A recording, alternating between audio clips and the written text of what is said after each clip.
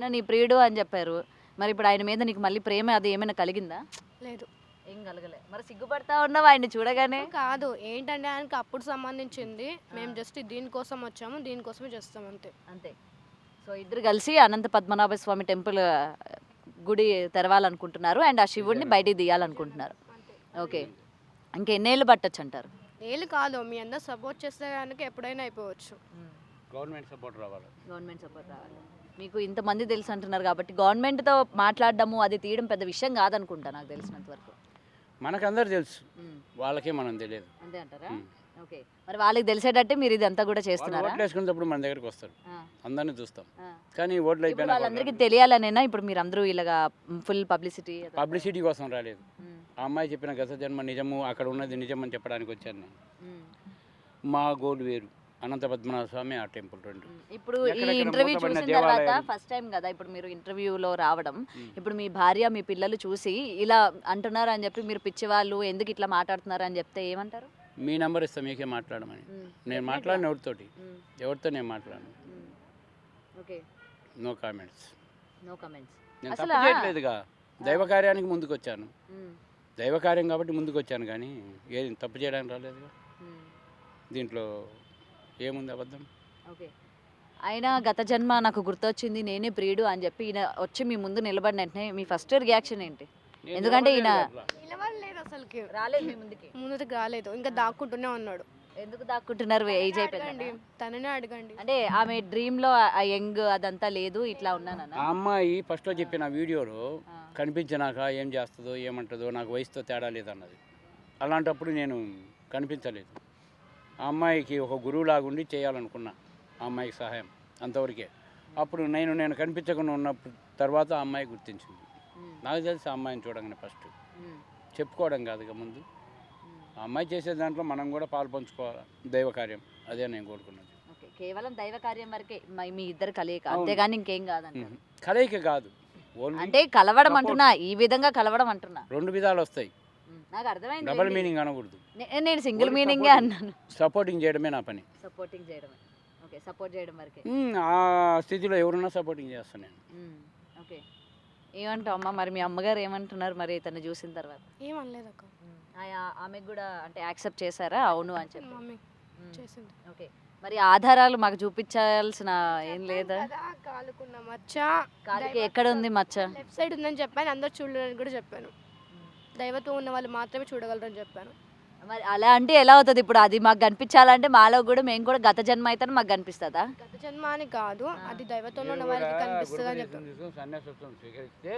అప్పుడు సన్యాసం స్వీకరించడానికి ఇంకా నాకు చాలా టైం ఉందిలేండి. అలాంటప్పుడే చేయగలరు. అంటే మరి ఇప్పుడు ఆ మచ్చ మీకే కనిపిస్తుంది అంటున్నారు, దైవత్వంలో ఉన్న వాళ్ళందరికీ కనిపిస్తుంది. అంటే మాకు కనిపించాలిగా. మీకు దైవత్వం అంటే అది వేరు, అంటే మొత్తం దేవుడికి అంకితమై ఉండాలి. అది ఏ స్వార్థం కుళ్ళు కుతంత్రాలు ఏం లేను. ఇప్పుడు పూటకొక మీకేం లేవా? స్వార్థం కుళ్ళు ఏం లేవా? నాకేమన్నా ఉంటే నేను సంపాదించుకునేవాడిని. మరి అంటే మేము చూడలేదు కదా మీరు ఎంత సంపాదించుకున్నారు. అన్నదానాలు, వస్త్రదానాలు, ముసలోళ్ళకు ఇలాంటివి చేస్తుంటారు. కోపం రాదా మీకు? కోపమా?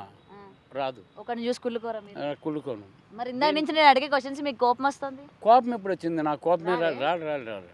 నేను ప్రశ్నిస్తున్నా పీఠాధిపతులను, వాళ్ళని మీరు ప్రశ్నించండి అని. మీరు చేస్తే కోపం ఎందుకు వస్తుంది? కోపం వస్తుందా?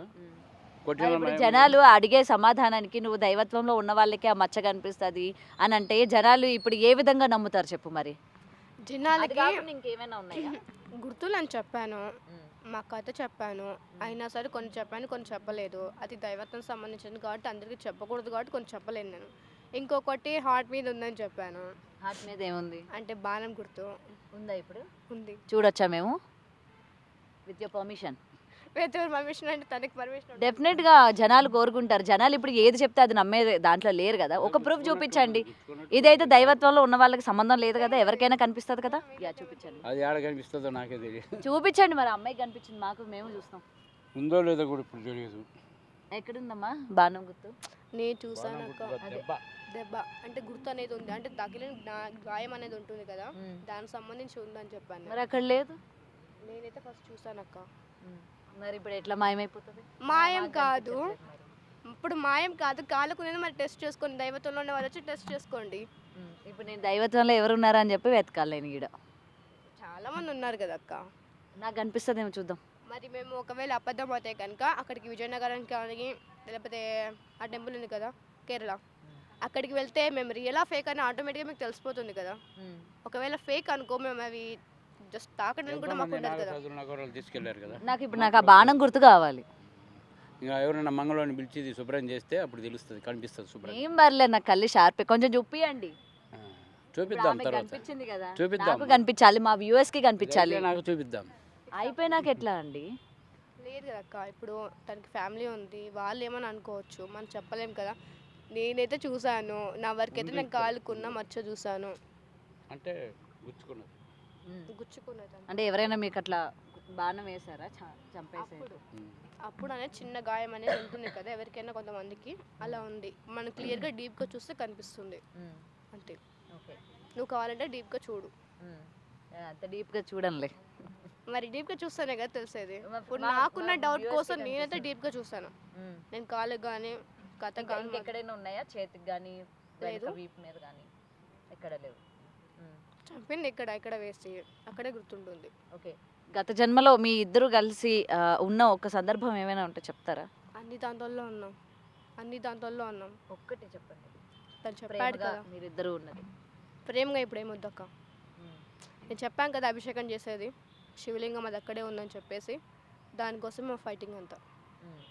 అది బయటికి రావాలి, చాలా శక్తివంతమైన శివలింగం, ఇప్పుడు ప్రజల ముందు కూడా రావాలి కదా. అది వస్తే ప్రజలకి ఏ విధంగా హెల్ప్ అవుతుంది? చాలా హెల్ప్ అక్క. ఇప్పుడు వచ్చి మన పాపాలు కానీ ఏదైనా మనకి మంచి జరుగుతుంది. ఇప్పుడు ఏదైనా టెంపుల్లో మనకి మంచి జరుగుతుందంటే అందరు వెళ్తున్నారు కదా, వెళ్ళేసి దర్శనం అలా మంచి అవుతుంది. కానీ చెడైతే ఏమవ్వదక్క ఆ విగ్రహాల వల్ల. కాకపోతే అతను వేరే ఇంటర్వ్యూలో మాట్లాడితే కనుక ఫస్ట్ నేను తెలియదని చెప్పాడు, తర్వాత నేను చికెన్ బిర్యానీ తిన్నా అని చెప్పాడు, తర్వాత వచ్చేసి ఆ అమ్మాయితో నేను మాట్లాడను అన్నాడు. అంటే తనకి అన్నీ తెలిసి కూడా నాకు తెలియదు, ఆ అమ్మాయికి నాకు ఏ సంబంధం లేదని మాట్లాడుతున్నాడు. అతనికి విగ్రహాలు తీయడం ఇష్టం లేదంట, అంటే మీడియాకి రావడమే తనకి ఇష్టం లేదంట. ముందు ట్రై చేస్తాం, బట్ అతను రెస్పాండ్ అవ్వలేదు. రెస్పాండ్ అవ్వకపోవడం వల్ల తలుపులు తెరుస్తానని నాకు చెప్పారు అవేనా? అవును, అదే గుడి అంటే అది కాదు, ఆ విగ్రహాల గురించి నేను మాట్లాడాను. మీరే పెట్టుకొని మీరే పూజలు చేసుకోండి అని చెప్పిన, వాళ్ళు ఎందుకు ఒప్పుకోవట్లేదు. ఎంత చెప్పినా సరే అతను నా వల్ల నేను చెయ్యను, వాళ్ళ కొడుకుతో మాట్లాడిస్తున్నాడు. తను కూడా స్ట్రైట్గా మాట్లాడట్లేదు. బట్ ఏంటంటే కనుక ఆ ఛానల్లో మాత్రం తను డైరెక్ట్గా మాట్లాడాడు. అంటే ముందు ఎవరైనా మాట్లాడారు, తర్వాత అతను కాల్ చేశాడు, మాట్లాడాడు. నేను చికెన్ బిర్యానీ తిన్నా అన్నాడు, అమ్మాయిని కలవలేదన్నాడు. కలవలేదన్నప్పుడు చికెన్ బిర్యానీ నేను ఎలా తిన్నానక్క? తర్వాత వచ్చేసి అమ్మాయితో మాట్లాడాల్సిన అవసరం ఏంటి నాకు అన్నాడు. నువ్వు ఫేక్ అన్నప్పుడు నువ్వు వచ్చి నిరూపించాలి కదా, ఛానల్ వాళ్ళ మీద కేసు వేస్తాను, మీ మీద కేసు వేస్తాను, ఇక్కడికి రండి చూడండి అని మాట్లాడాడు. నేను ఆల్రెడీ మాట్లాడితే ఇప్పుడు లైవ్లోనే మీరు నాతో మాట్లాడితే తెలిసిపోతుంది కదా నిజం ఎక్కడుంది అబద్ధం ఎక్కడుందని. ఇంకా తర్వాత వచ్చేసి 3 లక్షలు తీసుకున్నాడు, ఏవో టాపిక్స్ వచ్చాయక్క, అవన్నీ మీరు ప్రూవ్ చేయాలి కదా. ఓకే, అది. సో మీరు మనుషుని చూసి ఏమైనా చెప్తారా? చెప్తాను. ఇప్పుడు నన్ను చూసి ఏం చెప్తారు? ఇప్పుడు మీరు ఇంటర్వ్యూ చేయడానికి వచ్చారు, మా గత జన్మ గురించి తెలుసుకొని వచ్చారు, దాని వరకే చెప్తాను. ఇంకేరేది నేను చెప్పలే. వచ్చింది ఎవరి కోసం? మా అమ్మాయి కోసం వచ్చాను. నేను వచ్చింది మీకోసమే, ఏదైతే ప్రియుడు అని చెప్పి. మా టెంపుల్ దగ్గరికి రా, మా టెంపుల్ దగ్గర. ఓకే, నెక్స్ట్ మీది ఎక్కడ, మీ స్టెప్ ఎక్కడ వేయబోతున్నారు ఏంటి? మా స్టెప్ ఇప్పుడు ప్రస్తుతానికి ఏం లేదు. ఆ అమ్మాయి స్టెప్ ఆమరణ నిరాహార దీక్ష చేయబోతుంది కడప. ఎందుకు నిరాహార దీక్ష? ప్రభుత్వం కదలాలి. ప్రభుత్వం గురించి అంటే నాకు ఆ టెంపుల్ కోసం నేను చేయాలనుకుంటున్నా, అంతవరకే. ఓకే, సో ప్రభుత్వం మరి దిగొస్తుంది అనుకుంటున్నారా మరి మీరు ఆమరణ నిరాహార దీక్ష చేస్తే? నా ప్రయత్నం అది. తర్వాత ప్రజలు కానీ ఎవరైనా సరే నాకు సపోర్ట్ కావాలి ఆ విగ్రహాలు తీయడానికి. అతను ఒప్పుకోవట్లేదు, పక్కనున్న స్థలంలోనే అతను ఒప్పుకోవట్లేదు. మళ్ళీ గుడి కూలగట్టాలా అన్నాడు. గుడి కూలగట్టాల్సిన అవసరం లేదు, పక్కనున్న ప్రదేశంలో ఉన్నాయి, గుడికి ఏది అవ్వదు డ్యామేజ్ అని చెప్పాం. ముందు నుంచి నేను అదే చెప్పుకుంటూ వచ్చా, గుడి తవ్వాలి, గుడిలోనే తవ్వాలి నేను ఎక్కడ చెప్పలేదు. చాలామంది బ్యాడ్ కామెంట్స్ పెడుతున్నారు, తర్వాత వచ్చేసి ఎవరికి నచ్చినట్టు వాళ్ళు నన్నైతే కనుక చాలా బ్లేమ్ చేస్తున్నారు. బట్ మీరు ఏదైనా చెయ్యాలి అనుకుంటే ఫస్ట్ నా దగ్గరికి వచ్చి నేను రియలా కాదా కనుక్కోండి, కనుక్కున్న తర్వాత మీరు కామెంట్ చేయండి, లేకపోతే నా గురించి మీరు ఇంటర్వ్యూ చేయండి, అంతవరకే. ఏమీ తెలుసుకోకుండా మీకు నచ్చినట్టు మీరు ఎలా ఇంటర్వ్యూ చేసుకుంటారు? చాలామంది వాళ్ళు ఓన్ ఛానల్స్ చాలా పెట్టుకున్నారు. నా గురించి నీకు ఏమీ తెలియనప్పుడు ఏదో టీవీలో హెడ్లైన్స్ వచ్చాయని చెప్పేసి నువ్వు దానిని ఆధారంగా తీసుకొని నువ్వు నన్ను జడ్జ్ చేయలేవు కదా. మరి అలాంటప్పుడు జడ్జ్ చేయాల్సిన అవసరం ఏంటి? స్ట్రైట్గా ఒకసారి వచ్చి కూర్చొని మాట్లాడి రియలా కాదు తెలుసుకున్న తర్వాత మీరు కామెంట్ చేయాలి, అది నేను చెప్పేది. సో మీ నెక్స్ట్ స్టెప్ ఏంటంటే ఆమరణ నిరాహార దీక్ష. ఓకే, ప్రభుత్వం కదిలి రావాలి అని అయితే కోరుకుంటున్నాం. చూడాలి మరి, మీరు నిజంగా అక్కడ విగ్రహాలు ఉన్నాయి అని చెప్తున్నారు కాబట్టి అది ఉన్నాయా లేదా అన్నది ప్రభుత్వం నిర్ణయిస్తుంది. చెప్పాను కదా, ఒకవేళ విగ్రహాలు లేకపోతే మీరు నన్ను ఫేక్ అని నేను నమ్ముతాను, మీరు అక్కడ ప్రూవ్ చేసిన నేను నమ్ముతాను అని చెప్పాను. అప్పుడు మీరు అది ప్రూవ్ చేయడానికైనా నేను తీయడానికి నాకు పర్మిషన్ కావాలి. మీరు పర్మిషన్ ఇవ్వకోకుండా నువ్వేంది చేసేది, చాలామంది ఉన్నారు, వీళ్ళు ఉన్నారు, మరి వాళ్ళే వీళ్ళు చేసి ఉండొచ్చు కదా చాలామంది. అసలు పెద్ద పెద్ద వాళ్ళు చేయలేని అనంత పద్మనాభ స్వామికి నువ్వెలా చేస్తావు అన్నాను. నువ్వు నన్ను తీసుకొని వెళ్ళి చేస్తేనే మాకు తెలిసేది, మీకైనా ఎవరికైనా జనాలకైనా సరే. మీరు తెలుసుకోకుండా మళ్ళీ ఇలా బ్యాడ్ కామెంట్స్ మాత్రం రీసెర్చ్ చేయొద్దు. ఇదైతే నేను స్ట్రాంగ్గా చెప్తున్నా. మీరు ఏమన్నా మాట్లాడాలి అనుకుంటే డైరెక్ట్ అది కామెంట్ ఏదో డైరెక్ట్గా మీరు చెప్పండి, మా మమ్మీ నెంబర్ స్క్రోల్ చేసేయండి. ఏమైనా వాళ్ళకి డౌట్స్ ఉంటే కాల్ చేసి కనుక్కోవాలి. కనుక్కోకుండా మీకు నచ్చినట్టు మీరు కామెంట్ చెయ్యొద్దు. ఈసారి ఎవరికి నచ్చినట్టు వాళ్ళకి బ్యాడ్ కామెంట్స్ చాలా ఎక్కువ అయిపోతున్నాయి. కొంతమంది నేనే నాగ కార్తికేయ అంటాడు, ఆ అమ్మాయి ఫేక్ అంటాడు, ఇలా చాలా చాలా మెంటల్ ఇష్యూ అంటున్నారు. మరి ప్రూవ్ చేయండి. ప్రూవ్ చేసిన తర్వాత మీరు కామెంట్ చేస్తే నేను ఒప్పుకుంటా. మీకు నచ్చినట్టు మీరు కామెంట్ చేస్తే నేను అసలు ఊరుకోను ఇంకా. ఓకే, సో అలా నేనే కార్తికేయ అంటున్నారని తీసుకొచ్చేసారా ఏకంగా? లేదు, నేను చూపిస్తా అని చెప్పాను. నేను ఫస్ట్ కూడా రివీల్ చేశాను, బట్ ఎవరికి అది స్ట్రైక్ అవ్వలేదు. అది నా మిస్టేక్ కాదు, మిస్టేకేనమ్మా. నేను మీకు చూపించాను ఆల్రెడీ. నేను అక్కడ బాగా క్లియర్గా చెప్పాను, బట్ మీరు స్ట్రైక్ చేసుకోలేదు. ముందు చూపించాను, మీరు నమ్మలేదు కాబట్టి డైరెక్ట్గా ఇప్పుడు చూపించాల్సి వచ్చింది నాకు కూడా.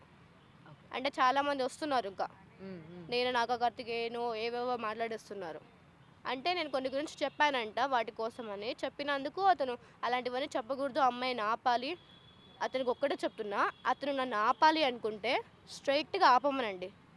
అంటే అవి చెప్పకూడదు, నువ్వు ఆగిపోవాలా, మా దగ్గరికి రావాలా, నేను ఎవరి దగ్గరికి రావాల్సిన అవసరం లేదు. నా లక్ష్యం అనేది వేరు, నేను దానికోసమే ఫైట్ చేస్తా. మీ దగ్గరికి వచ్చేంత టైము నాకు లేదు. ఆ టైం అయితే నేను దైవకరానికి ఉపయోగిస్తే నాకు మేలు, వాటికి మేలు. ఎవరి దగ్గరికి వచ్చి చూపించుకునేంత నాకు లేదు. Okay, sweet strong warning. చాలా అక్క క్లియర్గా. అంతేనా? అంతే. ఓకే, సో ఇదన్నమాట ఫైనల్గా చెప్తారు. Okay, no comments. Yeah, so ఇదండి భవిత కథ. సో ఏదైతే నాగ కార్తికేయ అని చెప్తూ ఉన్నారో ఇవాళ రివీల్ చేయడం కూడా జరిగింది. అండ్ నెక్స్ట్ వాళ్ళు ఆమరణ నిరాహార దీక్ష చేయబోతున్నారు.